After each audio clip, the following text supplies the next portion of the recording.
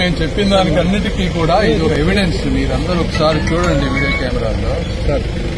ఈయన మరి ఎమ్మెల్యే కాదు, ఏమీ కాదు. ఎంతమంది పోలీసులు ఒక వ్యక్తి బర్త్డేకి కేక్ కట్ చేస్తున్నారు? ఎందుకు చెప్తున్నారంటే, మా అభ్యర్థి మీద దాడి జరిగి పోలీస్ స్టేషన్కి వెళ్తే ఆయన మీదే కేసులు పెట్టి పోలీస్ స్టేషన్ లో హడావుడి చేస్తున్నారంటే దానికి కారణం ఇది, ఈ సంస్కృతి.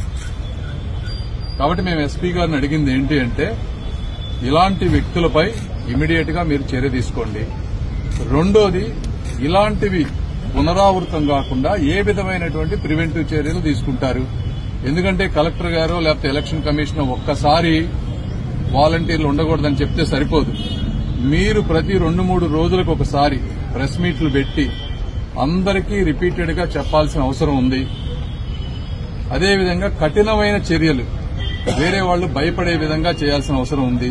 వాలంటీర్లే కాదు, ఒక్కొక్కసారి వాళ్ళ కుటుంబ సభ్యులను కూడా ఇన్వాల్వ్ చేసి చేస్తున్నారు.